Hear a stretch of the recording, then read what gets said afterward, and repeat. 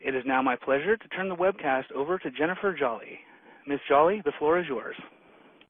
Thank you for joining us for our Family Business Services webcast, Performance Expectations, Evaluation, and Compensation.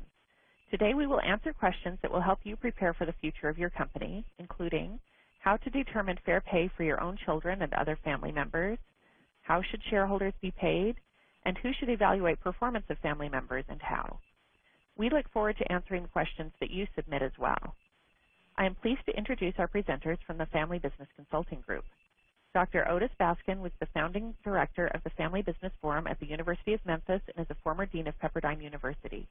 His primary expertise is in helping business-owning families develop plans for leadership succession, development of next-generation leaders, and family ownership structures. Dana Telford specializes in succession planning, family governance, board effectiveness, and conflict management. He earned an MBA from Harvard Business School and is a third-generation member of a commercial real estate firm. We'll begin today with Otis.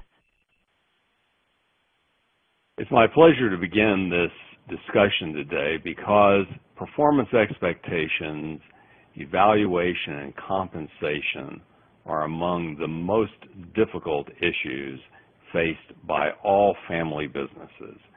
At the root of the whole issue is the fact that it is almost impossible for us to evaluate our children, our nephews, our nieces, but put in a business context, it becomes imperative. Perhaps the first thing to do is to address the issue of the founder, Generation 1, because this is a special case. And so the compensation of the founder of a business, the person who's created the value to begin with, may be tied to a lot of things that are not as relevant in subsequent generations. Often it's a retirement income because all of the capital that's been generated over many years of a successful business has been reinvested to grow this business for the next generation. It could also be part of a purchase price, a purchase arrangement where this person is being paid a more generous salary to repurchase the business for the next generation. And sometimes there's a consulting fee that's involved here. There are all sorts of other opportunities that may come to bear on the founder. So let's suffice it to say that at the first generation, that's a special situation. But now we need to move to subsequent generations where things become much more complex. The family business is a very complex system. There are owners, there are managers of the business, and there's family, all in these overlapping connections. And within each of these are multiple roles played by people who are participants in this system. There are actually a total of 7 different roles that apply. Now, as you begin to look at this and you get the complexity of a family business system that can occur in the second and certainly in the third generation, you begin to realize that the whole question of who is compensated and what they are compensated for and how that compensation takes place is also very complex. Success brings growing complexity to a family business, and that brings a number of questions that have to be addressed. So, for example, for an employee who is also an owner of the business, there's an important question to determine what part of their compensation is for doing their job in the business, the role they play, and what part of their compensation is for being an owner of the business. And that question is very important to answer, particularly for family members who are employees in the business but not owners yet. And it's also very critical for family members who are owners but are not employees of the business. Everyone needs to understand what comes to owners for the risk of their capital versus what comes to employees for the labor that they contribute to the organization. So as we move on, we'll see that moving from generation 2 to generation 3 and beyond, these are very critical questions. Dana, why don't you take us into that? Yeah, thank you, Otis. This is Dana Telford. One point to make, as we looked at the three-circle model there that showed the complexity of the family business system, it's important to make note of something that might seem obvious, but is the underlying point of a whole family business discussion, and that is the family is the circle in the organization in that system that makes it peculiar, more peculiar than the non-family business, because families are really kind of the starting points of the individuals who then grow into work in the business and who grow into ownership in the business. So as Otis talked about earlier, the founder of an organization is compensated based on contribution, but the founder really does not have very many folks that are making him or her accountable for his or her contributions and results. And this is a major change now as we think about going into the second and the third and subsequent generations, is that there are hierarchies now that come to play. There are already hierarchies in the family where children obviously look up to parents for, in many cases, kind of judgment and the final say on who gets what rewards. And so this is a big philosophical change that is necessary, because children are treated in households as needs, right? Their resources of a household are doled out based on need, and so as they become a part of an organization that is competitive, that is the family business, the philosophical change needed is that they've got to realize they have to produce results, right? And we are asked often the question, when do you start to let kids know that compensation, performance, that kind of evaluation and expectations are different in the family business than they are at home? And we often say early on, earlier the better. Help them understand that doing well in business and succeeding is difficult. The sooner the better that a child hears about maybe not a fairy tale, but an analogy, for instance, that we use a lot is the golden goose, right? The idea that a golden goose is valuable because it creates golden eggs, and that often in a family business, the golden eggs are the financial results and financial benefits of that business, and that they are a key part of the whole objective, right, is to produce financial results that allow for the family to use the resources to continue to have the lifestyle that they want or that they might need. So those kinds of ideas early on with kids helps. Now, sibling generations are very unique. As we work with families around the world, we find that often at the end of a year, the siblings in an organization get paid the exact amount. If you add up all the different pieces of compensation and benefit, they all are paid roughly the same amount. Now, this doesn't make sense if we pull the family relationships out of the business. If Otis and I and Jennifer Jolly became a part of an organization, we were owners of a business and managers of a business, we're not related. So neither by marriage nor by DNA. So it would be crazy for us to think that we would get equal pay, even if I was the janitor and Otis was the CEO and Jennifer was the chief operating officer. It would be crazy for me to think that I should be paid the same amount.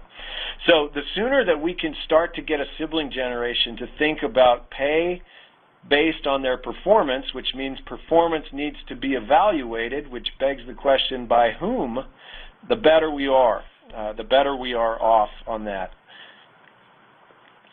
Some best practices in doing that is, we talk a lot about burdens and benefits, right? There are certain benefits that come to each of us regardless of what we do. Those usually flow through the family, right? I have children, and they know that in our family there are certain things that come to them because of the fact that they were born, and really nothing more than that. And that is that they'll be given shelter and protection and clothing and food and good opportunities, and that there aren't really too many burdens associated with that. If they want to have more benefit in our family situation, probably like in yours, they would be asked to do different chores, or they might be given opportunities to earn more money. So early on, that discussion of what are the benefits that you receive from whatever role you're playing versus what burdens you're being asked to bear, and the discussion of what is a fair balance between those should always be a part of any family business system. It should be brought up, reevaluated, and reevaluated. Compensation policies are also really helpful in family businesses. Being able to say, here is our policy and philosophy about how we're compensated, who understands, who is an important point in understanding the compensation structures that we're involved in and how to make the judgments that we need to. And that really the smaller the difference between how family members are compensated and how non-family members are compensated in a family business, the better. That really stands for kind of fair market and for true kind of results-based compensation systems and evaluation systems. Because there's this underlying question that Otis already asked, and it's a very difficult one. Can we fairly judge our own children? If I drop my resume in front of my father and say, please judge me based on this, he can't help but think of all the dumb things that he knows that I did when I was a teenager and an adolescent that we all go through. But if I drop that same resume in front of someone who hasn't known me for that long, the advantage, I guess, to me is that they don't understand those things. So when we see our kids and evaluate them, it's very difficult for us to be able to have an unbiased approach to them and not bring that into our ongoing evaluation of their job performance. So we often suggest that family business leaders use objective outsiders who can bring more clear thinking, that don't have close family ties in their evaluation system kind of built in, and that it's some combination of advisors, board members, family leaders, executives, up to your judgment, with the whole point again of saying, how can we find the most objective people here to help us judge our children and our nieces and nephews? One of my favorite quotes from one of my favorite colleagues is that, every gene pool does have a shallow end. And sometimes we don't want to admit that or see that if that shallow end of the gene pool is directly related to us. So the more help we can get in those areas, the better off we are in judging. One of the main points in my career that I've come back to is a notion and really a belief in me that everyone has genius in them.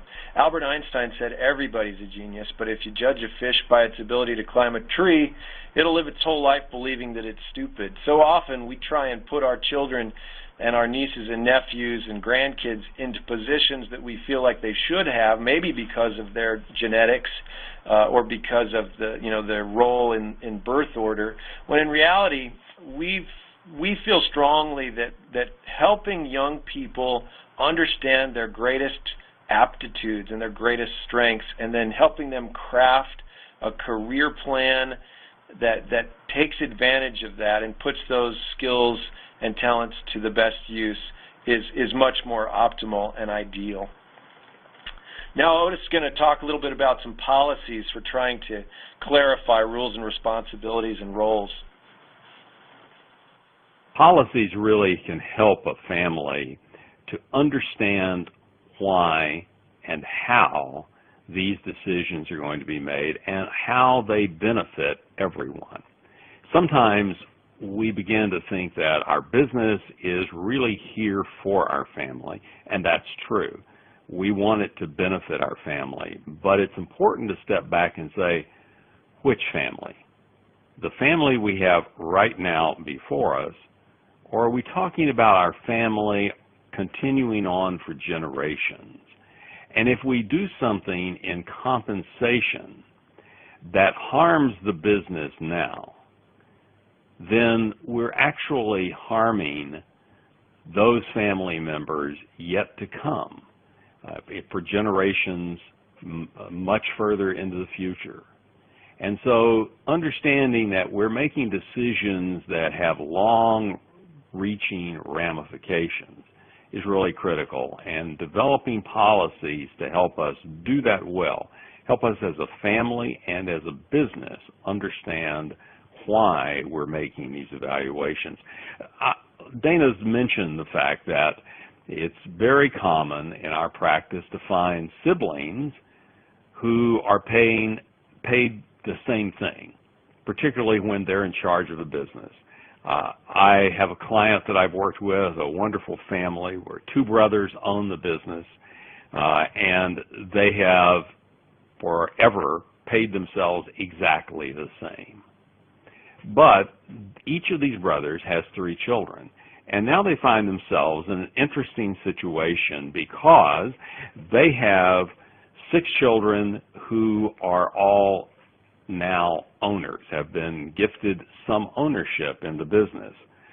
One of these children has great experience outside of their business that's bringing and is bringing that expertise now into the business.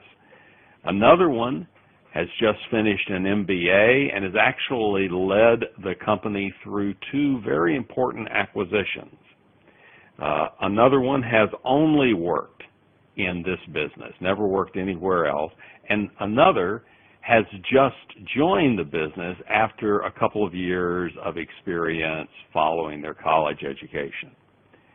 Now, one of these 6 children is never going to be employed in the business, has a career as a homemaker far away, and another one is still in college. So you can see among the 6 children, there's great variation in their roles in the business and their contributions and their level of education, and therefore an important need to make differentiation between them in terms of compensation.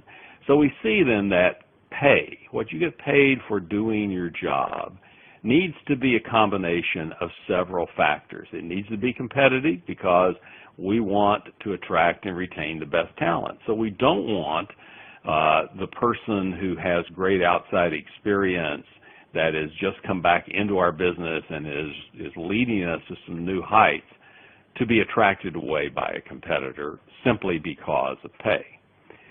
It should be performance-based because people want to know and need to know that their performance is recognized. It should be consistent across people. That is, not the same pay, but decisions about pay made in a consistent way. And it should be transparent. Now, that's one of the things that family businesses often have a great deal of trouble with. Whom do we tell about compensation? Well, the reality is that when you're looking at senior management of any organization, owners have a right to know that. If you own stock in a company, a public company, you get every year, you get a complete disclosure about the pay of the senior executives, not just their actual salary, but other benefits and things of that type. So therefore, anyone who has ownership really has a right to know how their capital is being deployed, and if that's being done fairly, if it's being done in a way that is competitive, and most of all, be assured that those people working in the business aren't taking capital away that really should be reinvested in the business itself or should be paid out in some other way to shareholders, to owners. All of those become very important. And that's all around incentives, dividends, distributions, the various kinds of condominiums, perks like airplanes, etc. All those things need to be considered. So when may be a more important issue? You know, it's never too late to start, first of all. Let's just say that. But I think that it's really important to understand that if you can do it before the first sibling joins the business, that's very helpful. You can set this up right away. If not, then before the second joins. And if you can't do it then, if you're already past that point, then before G1 actually exits the business would be great. It's important to be able to do that while the founder is still there. But if you're past that point, then do it as quickly as possible. Beware of that's not how I or we did it. We haven't done it this way before. Beware of those kinds of excuses. They're really things that take you off track because change is necessary in every organization. And you need to be able to change to meet the current needs of your family and your business. Well, let's talk a little bit about equity itself and what that means, because equity, I think, plays an important part in this role. Dana, you want to give us some definition there? Yeah, equity, as Otis and I talked about this presentation and talked about our work together around performance evaluation and expectations and compensation, you know, the word that keeps coming up is fair. And it reminded us both of kind of the joke that family business consultants tell around the world, which is that in every culture and in every family, the second child that's born into a family says the same thing the third time they speak. The first time that a child speaks after being born with an older sibling, the first time they speak, they say mama. And the second time they speak, they say daddy or dada. And the third time they speak, they say that's not fair. It's something that is built into siblings, right? This comparison about who's doing what and who's getting what benefit, who's being evaluated more critically or less critically, who's being showered with more praise or less praise. And it's just dangerous right from the start because, again, it's a natural part of humanity. It's a very natural part of sibling relationships and cousin relationships, although less intensely. And what we have to think about in a family business system is that we have different roles, different responsibilities. We have different expectations, and we have access to different benefits. Now, Otis and I both agree that the access question, what do you have rights to, it never has an equal part of it, meaning that fair is not equal. Equal is not fair. But that there should be equal opportunity for all members of a family to excel and show what they can do and what kind of results they can provide. So a big part of getting this right and making it feel fair is having fair process, right? Having a process that reasonable, rational people can look at and say, that was fair, and I was included in that, and people asked my opinion, and people listened.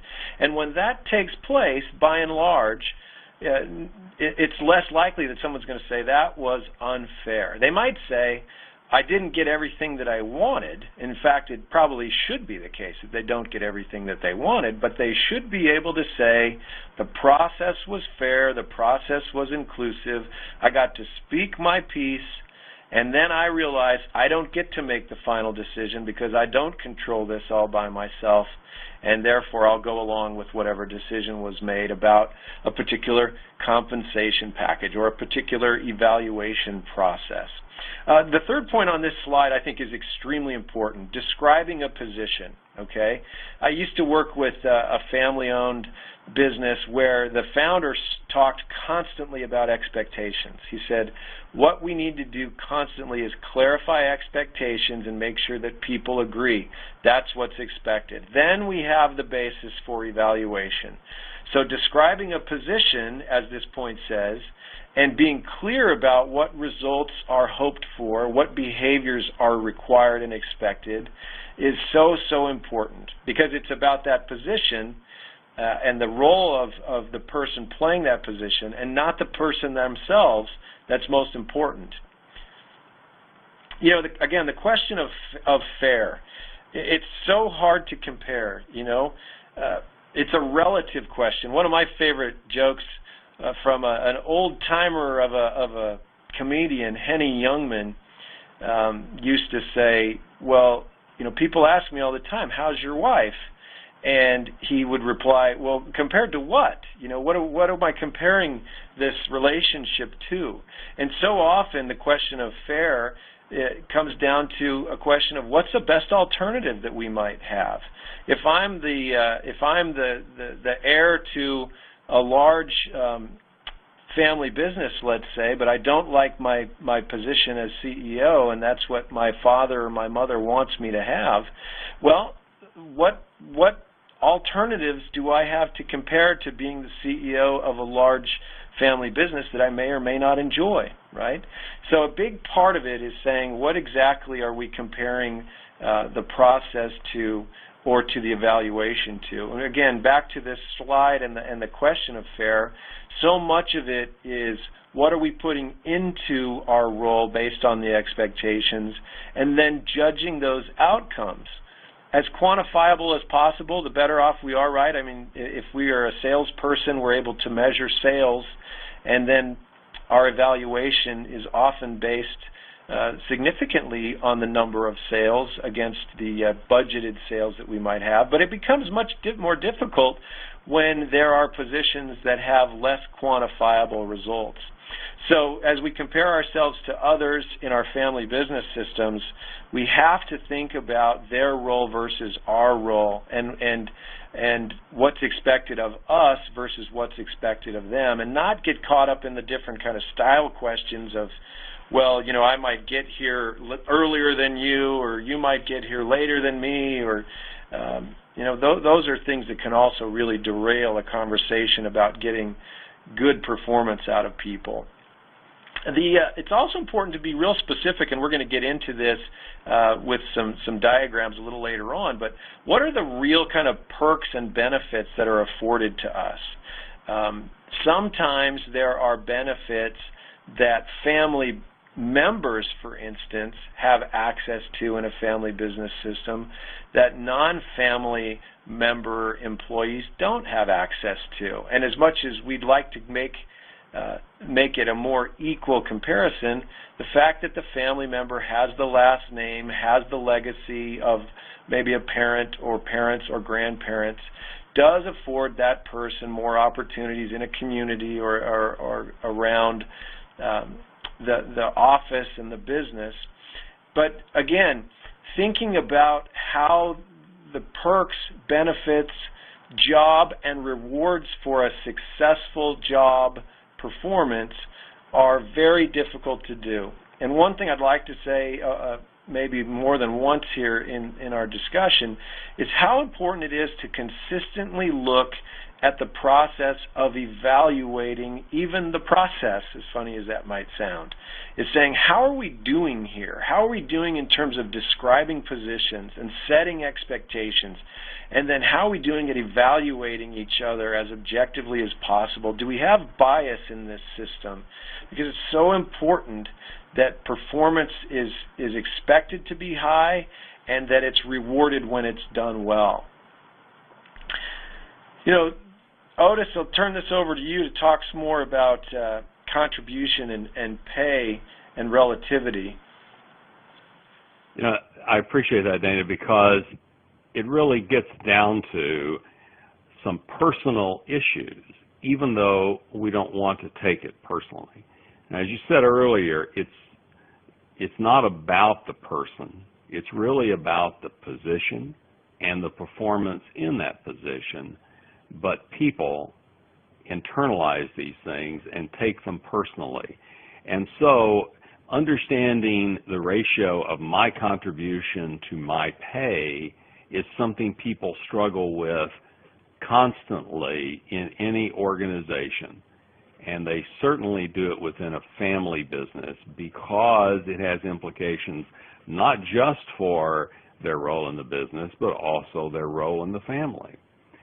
We can see, of course, that people who are underpaid feel undervalued, and this can be harmful to them. It can be harmful to their own understanding of who they are. But it's also important to understand that people who are overpaid can be harmed as well.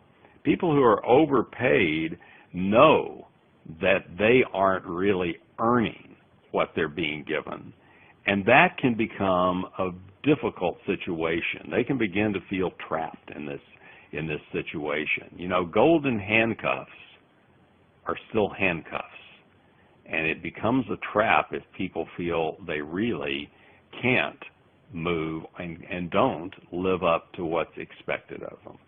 But egos are very fragile in family businesses, in any interpersonal situation. Right, Dana?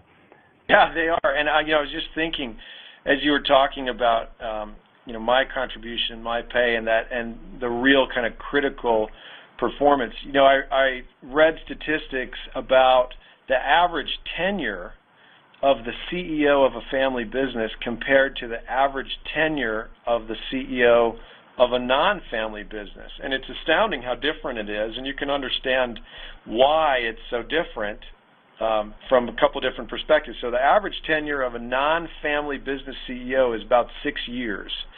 So if you think about that, what that means is that there's kind of a shorter leash and a shorter tolerance for lack of performance. In a family business, the average tenure of a CEO is 24 years. And I've seen some that have said it's even 26 years. Now, that's either because someone in that role has control of ownership and gets to decide when he or she leaves, or it's because the performance evaluation has so many different family and emotionally based dynamics in it that the bad news doesn't come out, right? And that the criticism and kind of demand for performance by shareholders is just not the same.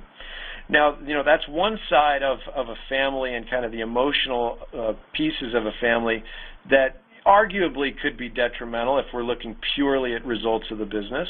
Another part is, again, our egos really can be our greatest enemies. I remember talking with some brothers in a family business as one of their cousins was approaching the business. He had just graduated, got an MBA, and then moved off to New York. This is a fairly small western town where they lived, and he was coming back to the hometown after having a big job in New York.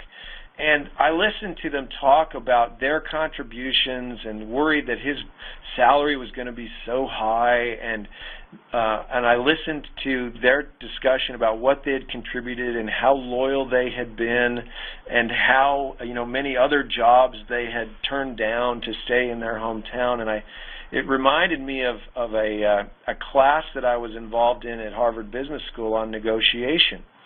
And there were family business owners in the class. It was a seminar that happened there once every year that lasted for a week. And the professor was a fellow named Deepak Malhotra. And he used to ask everyone to compare themselves on 5 elements here: hard work, integrity, patience, listening and communication, and then forgiveness. And he said, I want you to compare yourself relative to your closest relatives. Are you more talented or less talented in these areas?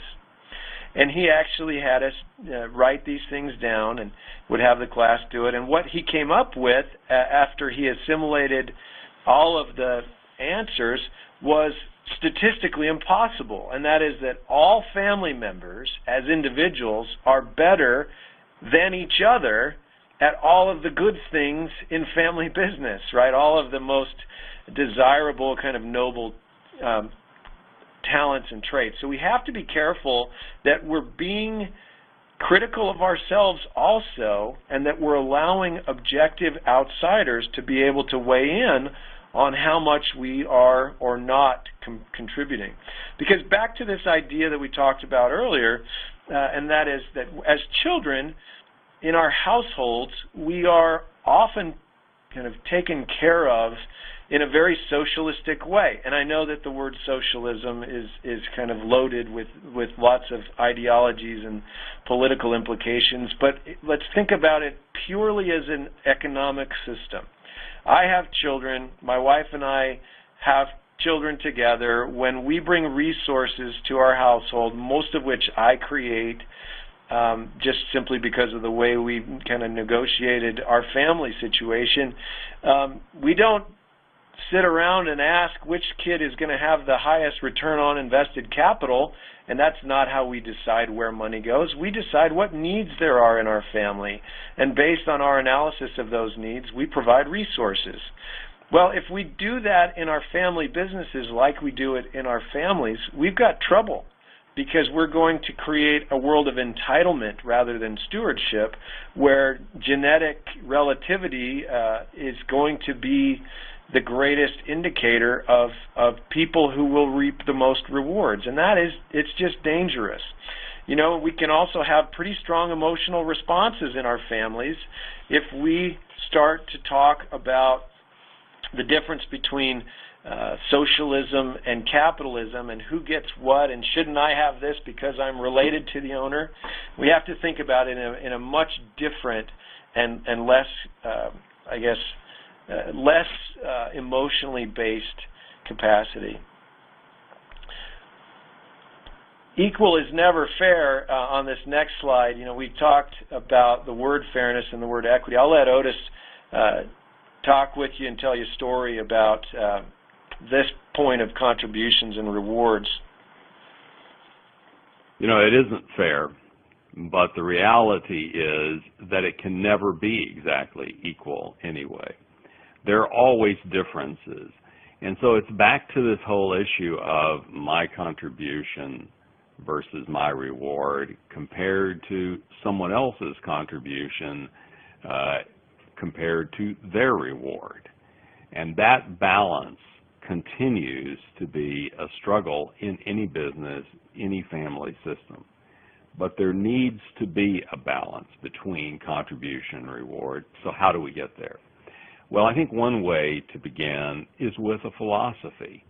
Just what do we mean by this? How can we help everyone get a broad understanding of what we're trying to do? You know, this is sometimes difficult because in the founding generation and maybe in the second generation, there really wasn't a family business compensation philosophy. There didn't need to be. The two brothers I talked about earlier were actually second generation members of a family business. They had built this business to something far larger than the small enterprise they inherited from their father. It was totally unrecognizable. And therefore, as this business grew, compensation really became a matter of what the business could afford to pay them. They were the two owners. But as they realized that they have 4 children working in the business now at different levels with different kinds of experience, different types of expertise, and they have another one in college who may come to work in the business, and they have one that will never work in the business but is in fact an owner and will be an even greater owner in the future.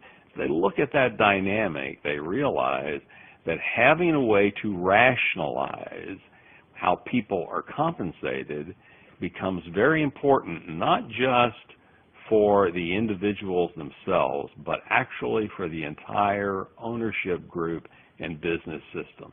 It's important in order to be able to create trust and continue to build trust.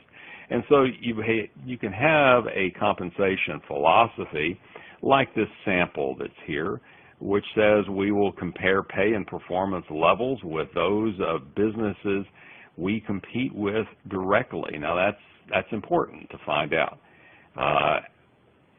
Really stating what their goal is, to provide total compensation between the median and 75th percentile within this competitive environment, and so forth. Being as specific as possible about the general objectives of compensation, that's a good way to begin. And then from that point, to begin to build the policies themselves by determining some things about equity. So one way to begin to balance this out is to say, okay, now we need to be able to evaluate performance on jobs. once we define these jobs, once we understand the value these jobs contribute, now we need to be able to evaluate performance in that job. And what's involved in that? Being specific about what will be involved, so people who are going to be evaluated understand clearly the criteria that will be used in that performance evaluation. Things like the complexity of their job, their own experience that they bring to the job and how that is valuable to the company, not just any experience, but the specific experience that makes them more valuable as an employee. The knowledge they have, degrees they've obtained, courses they've attended, things that they've done to build knowledge that's applicable to their job. Their ability to give direction to others and to provide leadership is important. And their ability to make independent judgment and to be able to deal with the consequences of making errors. In other words, their ability to take responsibility. All those things may be part of a job evaluation and then setting the criteria for that. So how do you embed this within a family system so people understand that this is a fair process, as Dana talked about, even though this is not going to be equal across all salaries? Well, objective education is one. It's really important to listen to one another's views. Give people an opportunity to talk through this, not to just have it dictated to them. Now, that may not be the situation with all employees in a business, but certainly with family employees, and particularly with family employees who will be or currently are owners of the business. Then make policy. So only after a lot of communication do you create the policies themselves. And then look into the future. Try to determine if today's fix, what you're going to propose now, will work in the next generation. Now, certainly none of us can predict the future flawlessly, but it is important to try to look ahead. And you look ahead and say, okay, in the next generation, how many people will there be owning, for example? And what will the business's needs be? How will they be different than they are now? And that all comes around family education about compensation and how it's decided. Help them understand that there is this line between operating expense and profit, and that all of these have different needs. So operating expense really meets the basic operations of the company, and that even includes payroll and benefits, paying people for jobs. But then profit, above that needs to be reinvested in the company itself, or funds held in reserve for various kinds of operational issues that may come up later. Annual bonuses that need to be reserved because if people meet their criteria for these bonuses, those bonuses will need to be paid. Dividends and distribution to shareholders then come after those things. So helping people understand how all of this evolves helps them to understand that it is, in fact, a fair process. And then when you have that process understood, let's take a look at the next slide.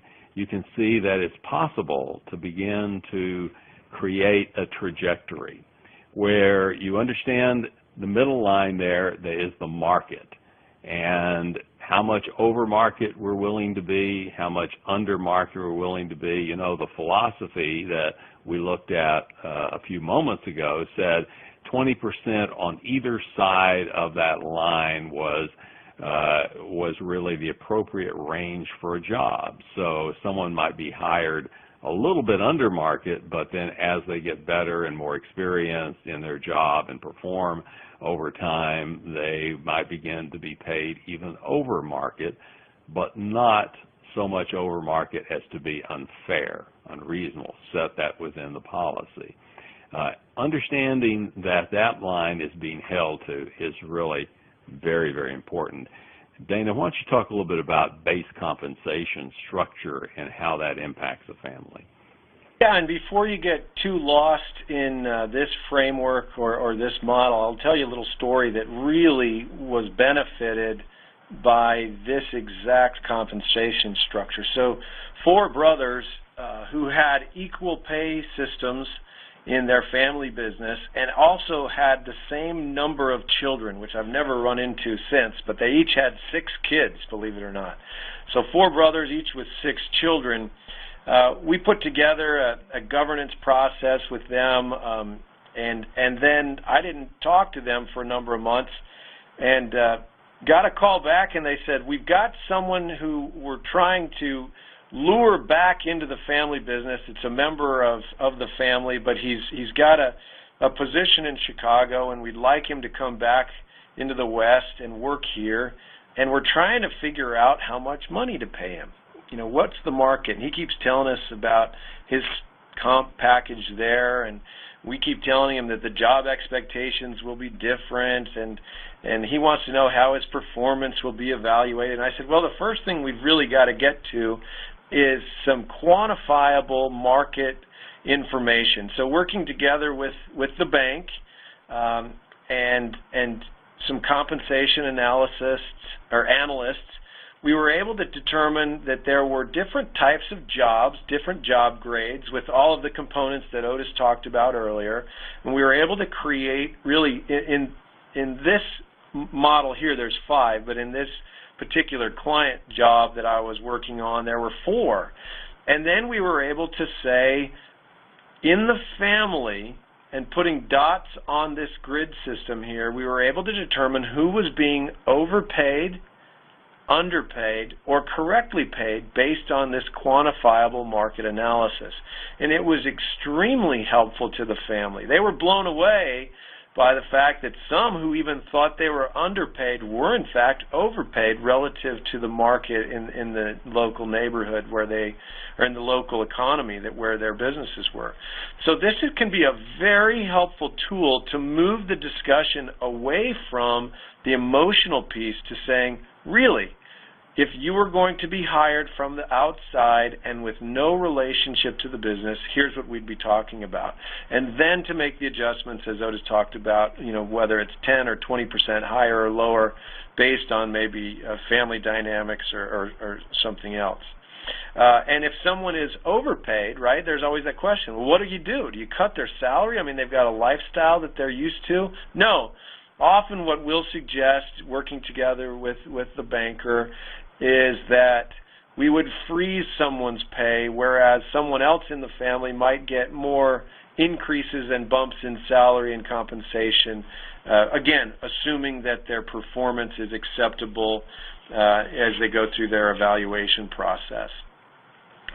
Now, one of the most basic questions that we go through as a family transitions from one generation to the next, often from founder to the second generation, is how to even separate the ideas of ownership compensation and employment compensation, right? Because in the ownership question, if there's a founder, and even in the second generation, so much of what drives those processes and compensation systems is equality. The notion that if I've got, say, 3 kids, I want to treat each of my children as equally as is possible. But being able to separate that and saying employment is a big part of this, and what you're being asked to do is going to determine how you're going to be compensated is so very important. I worked with 2 brothers and a cousin in Connecticut who had equal compensation, and it was clear as we worked together that that was incorrect. And so getting them to think differently about compensation was very tough for me to do. And at one point I even asked them to anonymously suggest to me what the other members of the family should be paid based on what they knew about their industry and about their business. And it was messy, believe me, and it was emotional. But it helped us to turn the conversation away from what I want to have versus what I feel is fair and correct if our business is going to continue to be successful over time. I really love this next slide because it can really show us very concisely that there are some things in family business compensation structures and even in just perks and benefits that are equal, right? I mean, bonuses can be equal based on, again, evaluations of performance. Opportunity should be equal, right? But what shouldn't be equal is overall compensation that rewards people who have very different responsibilities, very different roles. They should be paid according to what they're asked to do and what they can do and the results that they provide. And that's, I know it's easy for us as consultants to say that. It's so much more difficult to have that conversation with family members, particularly if there's inequity in the way that compensation is done. Performance evaluation processes should be equal.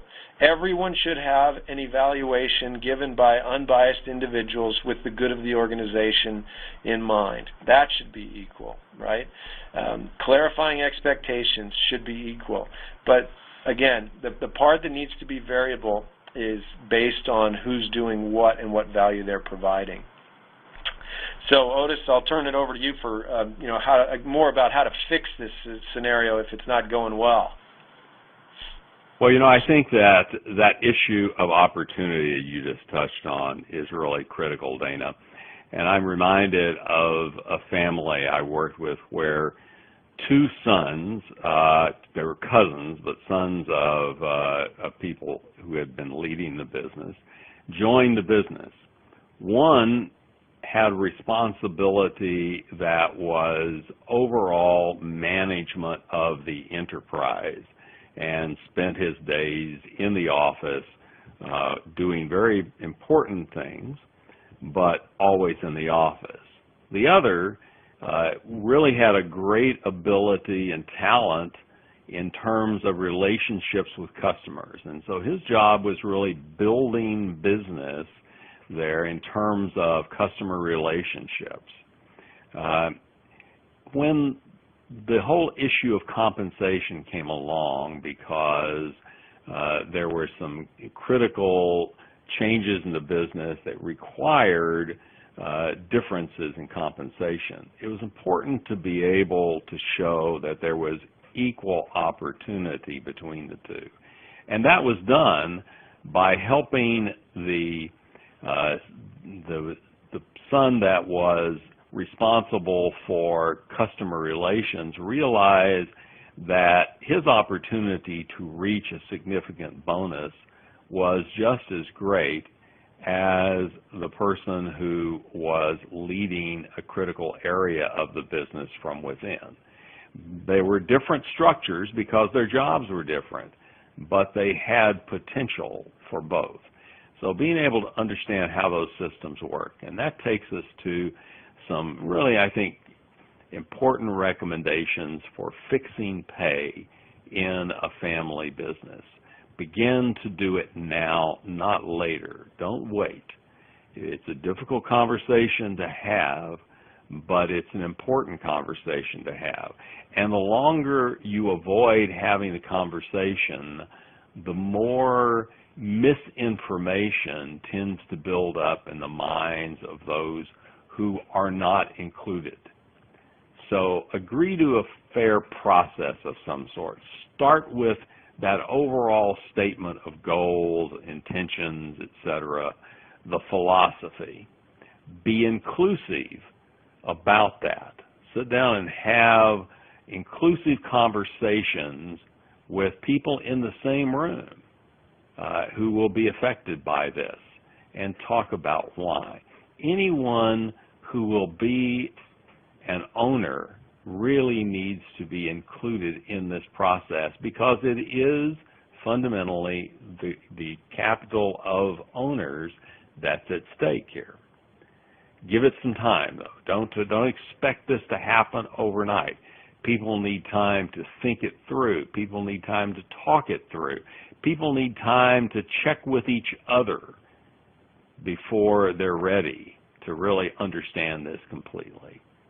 And make sure that equity for all really means a balance between the contributions people make to the organization and the rewards they receive from it. That's the appropriate equity to seek in family business. Objectivity helps a lot. So setting the right metrics, making sure people understand the criteria, know what's expected of them and how they're going to be evaluated, that's absolutely critical. But family understanding of the whole issue of compensation helps even more. Having that support system so everyone in the family understands why this is being done, and people don't feel that their son or daughter or their husband or wife is being discriminated against or treated unfairly somehow. And good feedback helps also. Part of this process of evaluation needs to be the opportunity for improvement. But, as Dana said earlier, it's really all about protecting the goose that lays these golden eggs. Golden eggs make life a lot easier for everyone. And so understanding that what we're really doing here is protecting everyone by creating these policies and helping everyone to prosper now and in the future. So it's all about protecting that goose. Dana, how do we go about initiating the process and really getting started? Yeah, we're right down here to the kind of final thoughts, and we really do hope that there was at least one or two things in here that have kind of spurred you on in thinking or in action. And, a question often comes from the next generation. What if mom or dad or grandmother or grandfather, they don't want to hear it? What if they, what if we want to speak up, but they're not going to listen? There's real danger in the next generation bringing it up. And so if, as you listen to this, you're in the controlling generation, the current generation, we'd like to say really kind of loud and clear here that you got to initiate this process. Because realistically, young members in a family who start to ask about their compensation, their role, when will they have a greater opportunity, when will they be able to get a dividend check or have ownership, the great real danger is that they'll be labeled in the family context as being greedy or impatient, when in reality, if you pull the family relations out of it, they're probably a pretty aggressive, young, talented person who wants to know what many of us ask all the time, which is, what's in this for me? As kind of selfish as that might sound, we're all asking that question all the time. So, think about the best timing for these conversations, but start the process. Have the courage to say, look, here's a subject that's touchy, but we got to get into it because it's not going to solve itself. With that, Otis, he and I both like this slide because it sums up so easily just the kind of raw emotion and rivalry sometimes and energy that's in a family business. It's a family business, shut up, no, you shut up. We all probably had that same very deep conversation with one of our siblings in the back seat of the car at some point in life. And, it's never easy. The only thing we can say is keep trying at it. Use fair process, include people, ask questions, listen, use best practices, and just keep on moving forward. Otis, what do you think? I think that's right. Whatever you do, there will be controversy. You can't avoid controversy and conflict, but you can deal with it and deal with it effectively in a family, and it's important to get that going. And Jennifer and her team and Otis and I are always willing to help. Please call or email questions if you'd like more specifics about this presentation or any of our other work. We'd be happy to help you. Thanks for listening, and enjoy the rest of your day. Thanks, everyone. Thank you, Dana and Otis. We will respond to any questions that are submitted to this webcast via email, so please submit anything that wasn't covered in the material. We appreciate your time and hope you will join us for our next presentation.